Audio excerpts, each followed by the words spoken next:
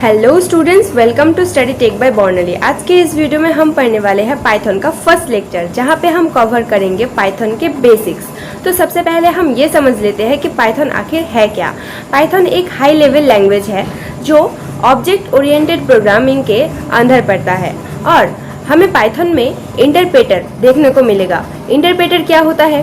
तुम अगर जावा और सी में देख लोगे तो वहाँ पे तुम देख सकते हो कि हमें ऐसे करके कोड नहीं लिखना पड़ता है, उसका कोड थोड़ा सा अलग होता है और पाइथन का कोड थोड़ा सा अलग होता है। पाइथन का कोड बहुत ही इजी होता है सी और जावा के तुलना में, क्योंकि पाइथन में हमें सिंपल इंग्लिश की तरह लाइन बाय लाइन कोड लिखना पड़ता है। इस लाइन बाय लाइन कोड लिखने के प्रोसेस को ही हम इंटरप्रेटर कहते हैं। तो इंटरप्रेटर का मतलब समझ में आया? इंटरप्रेटर मतलब होता है लाइन बाय लाइन। तो पाइथन में लाइन बाय लाइन हमें कोड करना पड़ता है। अभी हम हमारा पहला कोड पाइथन में लिखने वाले हैं, जो कि है इवन और ऑड नंबर का। तो मैं सबसे पहले तुम लोगों को क्वेश्चन बोलती हूँ। क्वेश्चन ये है कि input a number and check whether it is even or odd. मतलब तुम एक नंबर इनपुट दो और उसको देखो कि वो इवन नंबर है या ऑड नंबर है। और इवन नंबर क्या होता है, ऑड नंबर क्या होता है, ये तुम्हें पता होगा, और नहीं पता होता है तो मैं बोल देती हूँ। अगर कोई नंबर 2 से डिवाइड होता है, मतलब 2 से डिवाइड करने के बाद इक्वल टू 0 आता है, तो उसे हम इवन नंबर कहते हैं। और अगर इक्वल टू 0 नहीं आता है, मतलब something number is divided by 2 is not equal to 0, then it is odd number. तो ये ऑड नंबर हो जाता है। तो चलो हम हमारे कंप्यूटर के स्क्रीन पे देख लेते हैं कि ये कोड हम कैसे करेंगे। तो हम हमारा पाइथन का कोड लिखने के लिए यूज़ करेंगे VS कोड, मतलब विजुअल स्टूडियो कोड, क्योंकि विजुअल स्टूडियो कोड में कोड लिखना हमारे लिए बहुत अच्छा होता है। और हम यहाँ पे हैश लगा के क्या लिख देंगे, इवन और ऑड नंबर। मतलब हम इवन और ऑड नंबर का अभी क्वेश्चन सॉल्व करेंगे, इसीलिए हमने उसको कमेंट में लिख दिया है। ठीक है, अभी हम n equal to int input ले लेंगे, मतलब n को इनपुट ले लेंगे। उसके बाद इनपुट लिखेंगे, उसके बाद लिखेंगे डबल इन्वर्टेड कॉमा के अंदर एंटर ए नंबर। मतलब हमें पाइथन में ऐसे लिखना पड़ता है, इनपुट के लिए n इक्वल्स टू इंट, उसके बाद ब्रैकेट में इनपुट, उसके बाद डबल इन्वर्टेड कॉमा के अंदर जो भी लिखना है वो लिख देंगे, एंटर ए नंबर या फिर एंटर एज, ऐसे करके जो भी होता है वो लिख देंगे। और अभी हम हमारे इस कोड में कंडीशन लगाएंगे कि if n is divided by 2 equals to 0, मतलब इक्वल टू इज 0। अगर ये हो जाता है कि n डिवाइडेड बाय 2 करने से 0 आ जाता है, तो यहाँ पे हम प्रिंट कर देंगे कि प्रिंट लिख के ब्रैकेट के अंदर डबल इन्वर्टेड कॉमा के अंदर लिखेंगे इवन नंबर। मतलब अगर डिवाइड हो जाता है और आंसर 0 आता है तो इसका मतलब ये इवन नंबर है। और एल्स, इस बार हम एल्स कंडीशन लगाएंगे कि अगर ये नहीं होता है तो क्या होगा। उसके बाद हम प्रिंट कर सकते हैं कि print it is a odd number. हम यहाँ पे दे देंगे ऑड नंबर और ये ऑड नंबर करके प्रिंट हो जाएगा। ठीक है, अगर कंडीशन हमारा, इफ़ का कंडीशन हमारा ट्रू होता है तो इवन नंबर प्रिंट होगा, और कंडीशन अगर हमारा फॉल्स हो जाता है तो एल्स में चला आएगा और एल्स में आके प्रिंट कर देगा कि ऑड नंबर, मतलब even or odd number check कर देगा। अभी हम इस कोड को कर लेंगे सेव। सेव करने के बाद हम हमारे टर्मिनल में इसको रन करेंगे। रन करने के बाद देखो क्या आंसर आएगा। यहाँ पे हमारा आउटपुट आ जाएगा कि एंटर ए नंबर, मतलब एंटर ए नंबर मैंने कहा था ना इनपुट लेने के लिए, तो यहाँ पे यूज़र इनपुट देगा ए नंबर, मतलब कोई भी एक नंबर यहाँ पे हम इनपुट देंगे।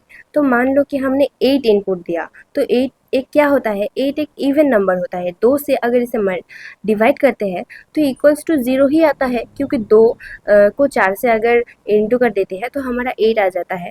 तो ऐसे करके हमारा ये इवन नंबर प्रिंट हो गया।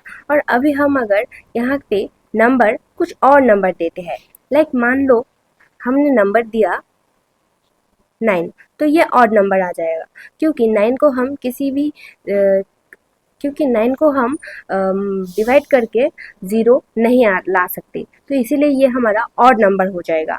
तो ऐसे ही करके हमने हमारा फर्स्ट क्वेश्चन सॉल्व कर दिया। आई होप आपको इवन और ऑड नंबर का जो क्वेश्चन है, जो कोड है, वो आपको अच्छे से समझ में आ गया होगा। और पाइथन इतना इजी लैंग्वेज है कि आपको समझ में तो बिल्कुल ही आ जाएगा। तो हम अभी आगे बढ़ते हैं हमारे सेकेंड क्वेश्चन की तरफ। तो सेकेंड क्वेश्चन क्या है, चलो देखते हैं। सेकेंड क्वेश्चन ये है कि input a number and check whether it is divisible by both 7 and 5 और नॉट। मतलब एक जो नंबर हम इनपुट देंगे, यूज़र इनपुट देगा, हमें चेक करना पड़ेगा कि वो नंबर 7 और 5 दोनों से, मतलब ऐसा नहीं कि 7 से या फिर 5 से, दोनों से डिविजिबल होता है या नहीं। मतलब तो ऐसे ही हमें चेक करना पड़ेगा कि ये डिविजिबल होता है या नहीं होता है। तो इसका कोड भी हम कंप्यूटर की स्क्रीन पे चेक कर लेंगे। तो चलो देखते हैं। और अभी हम करेंगे सेकेंड क्वेश्चन। सेकेंड क्वेश्चन के लिए हमने हैश लगा के क्या लिखा है, डिविजिबल बाय 7 और एंड 5। मतलब या फिर हम ऐसा भी लिख सकते हैं डिविजिबल बाय 5 and 7। तो ये हमारा प्रूफ होता है या नहीं, ये हम चेक करेंगे। तो सबसे पहले हम इनपुट के लिए एक लाइन लिखेंगे, जहाँ पे हम लिखेंगे n equals to int input, int लिख के ब्रैकेट के अंदर इनपुट, उसके बाद फिर से ब्रैकेट दे के उसके अंदर डबल इन्वर्टेड कॉमा के अंदर लिखेंगे एंटर ए नंबर। मतलब एक नंबर यूज़र को हम एंटर करने के लिए बोल रहे हैं। इसके बाद नेक्स्ट लाइन में हमारा कंडीशन लगाएंगे। और कंडीशन हमारा क्या होगा, कंडीशन ये होगा, इफ़ दे के हम कंडीशन लगाएंगे। कंडीशन में हम लिखेंगे n divided by 7 equals to अगर 0 होता है तो ये ट्रू होगा। और इसके बाद हम कंडीशन लगाएंगे लॉजिकल ऑपरेटर का, वो है एंड। एंड के बाद हम क्या करेंगे, लिख देंगे कि n divided by 5 is equal to 0। अगर ये दोनों कंडीशन हमारा ट्रू हो जाता है तो हम प्रिंट कर सकते हैं कि डिविजिबल बाय 7 and 5 बोथ। मतलब हम दोनों से अपने यूज़र के इनपुट को डिविजिबल कर सकते हैं। मतलब ये कंडीशन हमारा ट्रू हो जाएगा। तो हम क्या लिखेंगे, अभी हम लिखेंगे कि प्रिंट, उसके बाद डबल इन्वर्टेड कॉमा के अंदर डिविजिबल बाय 7 and 5। इसके बाद हम एल्स कंडीशन लगा देंगे। एल्स कंडीशन हम क्यों लगाएंगे, ताकि इफ़ का कंडीशन हमारा अगर ट्रू नहीं आता, फॉल्स आता है, तो हम ये एल्स देके प्रिंट कर देंगे। हम अभी हमारे एल्स कंडीशन के अंदर प्रिंट के अंदर लिख देंगे नॉट डिविजिबल बाय 7 and 5। मतलब ये जो हमारा एल्स कंडीशन है, ये बोलता है कि हमारा जो 5 और 7 दो नंबर है, ये डिविजिबल नहीं होता है यूज़र के इनपुट से। तो अभी हम कर देंगे कोड को सेव, उसके बाद टर्मिनल पे जाके हम कर देंगे कोड को रन और देखते हैं कि हमारा आउटपुट क्या आता है। तो टर्मिनल पे जाके कोड को रन करने के बाद यहाँ पे हमारा आउटपुट आता है एंटर ए नंबर। इसका बाद हम अगर एंटर ए नंबर के जगह पे यूज़र का नंबर देते हैं 74, तो ये हमारा प्रिंट होके आ रहा है कि नॉट डिविजिबल बाय 7 and 5। मतलब ये जो नंबर है 74, ये डिविजिबल नहीं होता है 7 और 5 से। अभी हम फिर से हमारा कोड रन करते हैं, तो हमने यहाँ पे दे दिया 49।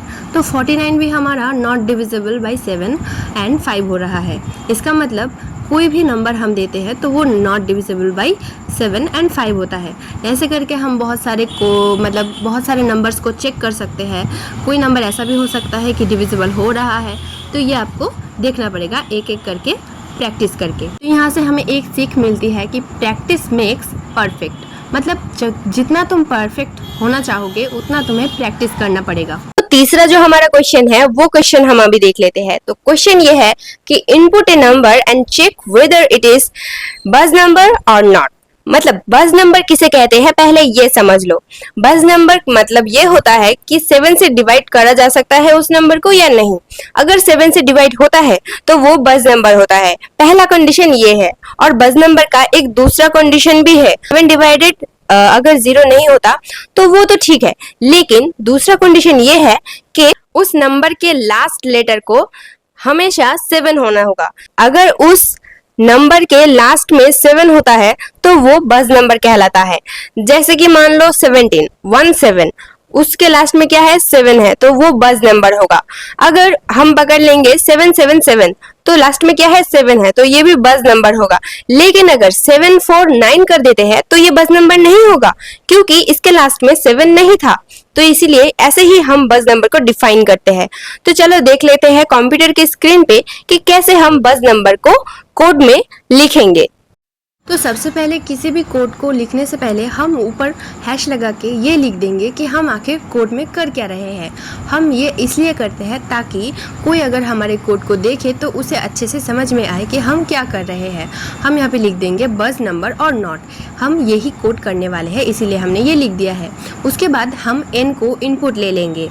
कैसे? n इक्वल्स टू इंट, उसके बाद ब्रैकेट, उसके बाद इनपुट, और उसके बाद फिर से ब्रैकेट लगा के अंदर डबल इन्वर्टेड कॉमा के अंदर लिखेंगे एंटर ए नंबर, मतलब यूज़र को हम बोल रहे हैं मतलब एक नंबर इनपुट दो। उसके बाद हम सेकेंड लाइन में क्या करेंगे, इफ़ कंडीशन लगाएंगे, और कंडीशन हमारा क्या होगा, एक कंडीशन होगा n divided by 10 equals to अगर 7 आता है तो हमारा ये बज नंबर कहलाता है। उसके बाद हम लॉजिकल ऑपरेटर लगाएंगे और लिख देंगे n divided by 7 equals to 0, मतलब ये दोनों हमारा कंडीशन है। अगर ये दोनों में से कोई एक भी ट्रू हो जाता है तो हमारा जो नंबर है वो बज नंबर हो जाता है। उसके बाद हम प्रिंट कर देंगे, अगर ये कोई भी एक ट्रू हो जाता है तो हम प्रिंट कर देंगे कि बज नंबर, मतलब जो यूज़र ने इनपुट दिया है जो नंबर वो हमारा बज नंबर हो गया है, ये हम प्रिंट कर देंगे। और अगर ये दोनों कंडीशन में से एक भी ट्रू नहीं होता तो हम एल्स कंडीशन लगाएंगे, और एल्स के अंदर हम क्या लिखेंगे, प्रिंट लिख के हम डबल इन्वर्टेड कॉमा के अंदर लिखेंगे कि नॉट बज नंबर, मतलब ये बज नंबर नहीं है, क्योंकि हमारा दोनों कंडीशन ही फॉल्स हो गया है। और हम लॉजिकल ऑपरेटर में और जो लगाते हैं वो इसीलिए लगाते हैं ताकि कोई एक कंडीशन भी अगर ट्रू हो तो हमारा जो कंडीशन है वो सक्सेसफुल होगा। तो अभी हम कर लेंगे कोड को सेव करने के बाद हम टर्मिनल में कोड को रन करेंगे और देखेंगे कि हमारा आउटपुट क्या आता है। तो हमने यहाँ पे पहला हमारा नंबर दे दिया है 77, जो कि बज नंबर है, क्योंकि इसके लास्ट में देखो 7 आ रहा है, तो ये हमारा बज नंबर हो गया। अभी हम दूसरा कोई नंबर देख के चेक कर लेते हैं कि वो बज नंबर होता है या नहीं है, हमारा मतलब जो कोड है वो सही से रन हो रहा है या नहीं है। तो हमने यहाँ पे दे दिया 564, तो ये हमारे आउटपुट में क्या आ रहा है कि नॉट अ बज नंबर, मतलब ये बज नंबर नहीं है। तो इससे हम समझ सकते हैं कि हमारा जो कोड है वो सक्सेसफुली रन हो रहा है, इसमें कोई भी एरर नहीं है। तो हमारा नेक्स्ट क्वेश्चन है input age of a person and check whether the person is eligible for vote or not, मतलब आपको बोल रहा है कि एक यूजर का एज का इनपुट दो, मतलब आपका एज कितना है वो इनपुट दो, और देखो कि आप वोट देने के लिए एलिजिबल हो या नहीं हो। तो वोट देने के लिए कौन एलिजिबल होता है, जिसका एज 18 प्लस होता है। तो आपको क्या कंडीशन लगाना पड़ेगा, if age is greater than equal to 18, इसका मतलब अगर आपका एज 18 से बड़ा होता है या फिर 18 से इक्वल होता है तो आप वोट देने के लिए एलिजिबल हो। जैसे कि मेरा एज अभी 18 है तो मैं वोट देने के लिए एलिजिबल हूँ, क्योंकि मेरा एज 18 से बड़ा या फिर 18 के इक्वल है, इसीलिए मैं वोट देने के लिए एलिजिबल हूँ। ऐसे ही आप भी चेक कर सकते हो कि आप वोट देने के लिए एलिजिबल हो या नहीं हो, इससे हमारा काम बहुत ही इजी हो जाता है। तो चलो कंप्यूटर की स्क्रीन पे देख लेते हैं कि इसका कोड हम कैसे लिखेंगे। तो सबसे पहले हम यूज़र से एज को इनपुट ले लेंगे, तो हम लिखेंगे एज इक्वल्स टू इंट, उसके बाद ब्रैकेट के अंदर इनपुट, और उसके बाद फिर से ब्रैकेट लगाएंगे और डबल इन्वर्टेड कॉमा के अंदर लिखेंगे एंटर योर एज, मतलब हम यूज़र को बोल रहे हैं कि आपका एज आप यहाँ पे इनपुट दे दो, मतलब आपका एज बता दो, ताकि हम देख सके कि आपका एज एलिजिबल होता है वोट देने के लिए या नहीं होता है। तो हम यहाँ पे इफ़ कंडीशन लगाएंगे कि एज मतलब आप अगर 18 से बड़े हो या नहीं हो, इक्वल हो, ये देखेंगे। तो यहाँ पे हम कंडीशन लगाएंगे age is greater than equal to 18। अगर ये ट्रू होता है, आप अगर 18 के होते हो या फिर 18 से बड़े होते हो, तो हम यहाँ पे प्रिंट दे के लिख सकते हैं डबल इन्वर्टेड कॉमा के अंदर कि you are eligible for vote, मतलब तुम एलिजिबल हो वोट देने के लिए, तुम वोट दे सकते हो, ये हम कह सकते हैं। और अगर ये ट्रू नहीं होता, मतलब तुम 18 से छोटे हो, तुम 1 साल के हो, 2 साल के हो, 5, 10, 15 किसी भी साल के हो, तो हम एल्स कंडीशन लगाएंगे तुम्हारे लिए। एल्स कंडीशन के बाद क्या लिखेंगे कि प्रिंट देने के बाद हम क्या लिखेंगे कि तुम एलिजिबल नहीं हो। देन हम यहाँ पे लिखेंगे you are not eligible for vote, मतलब तुम वोट देने के लिए एलिजिबल नहीं हो, तुम अभी वोट नहीं दे सकते, तुम्हारी एज 18 से कम है। हम ये लिख देंगे और हम इस कोड को कर लेंगे अभी सेव करने के बाद हम टर्मिनल पे जाएंगे, टर्मिनल पे जाके कोड को रन कर देंगे और देखेंगे कि आउटपुट क्या आता है। तो चलो देखते हैं। तो कोड को रन करने के बाद यहाँ पे टर्मिनल में हमारा क्या आ गया, एंटर योर एज, मतलब आपका एज यहाँ पे इनपुट दो हमें। तो मेरा एज कितना है, मेरा एज तो 18 है, तो मैंने ये दे दिया इनपुट। तो यहाँ पे क्या बोल रहा है कि you are eligible for vote, मतलब मैं वोट देने के लिए एलिजिबल हूँ और मैंने इस बार वोट भी दिया है, मेरा फर्स्ट वोट था इस बार। तो अभी हमारा क्या आ जाएगा, मैंने अगर फिर से कोड कर रन करूँ तो कोड को रन करने के बाद मैं अगर यहाँ पे एज देती हूँ, मान लो कि 10, तुम 10 साल के हो, तो यहाँ पे आ गया you are not eligible for vote, मतलब तुम वोट देने के लिए एलिजिबल नहीं हो, तुम वोट नहीं दे सकते। अगर मैं फिर से चेक करूँ तो मैं कोई भी अगर चेक करूँ तो अगर 18 होता है और 18 से बड़ा कोई नंबर देती हूँ, बड़ा कोई एज वाला है, तो उसका क्या आएगा, हमेशा ये आएगा कि you are eligible for vote. तो यही हमारा कोड था। सो आई होप स्टूडेंट्स आज का जो लेक्चर है वो आप लोगों के लिए पूरा ही क्लियर हो चुका होगा और बहुत हेल्पफुल रहा होगा। और हम मिलते हैं नेक्स्ट वीडियो में। और हाँ, कभी भी बैकलॉग मत होने देना, मेरे साथ बने रहो और आज से लेके बहुत सारे दिन हम प्रैक्टिस करेंगे पाइथन का, एक एक कोड, एक एक चैप्टर हम अच्छे से कवर करेंगे। तो मेरे साथ बने रहो और हम पाइथन को एकदम सांप की तरह निगल लेंगे, पूरा पानी पानी कर देंगे पाइथन को। मिलते हैं नेक्स्ट वीडियो में, तब तक के लिए keep learning and keep explore. Bye bye.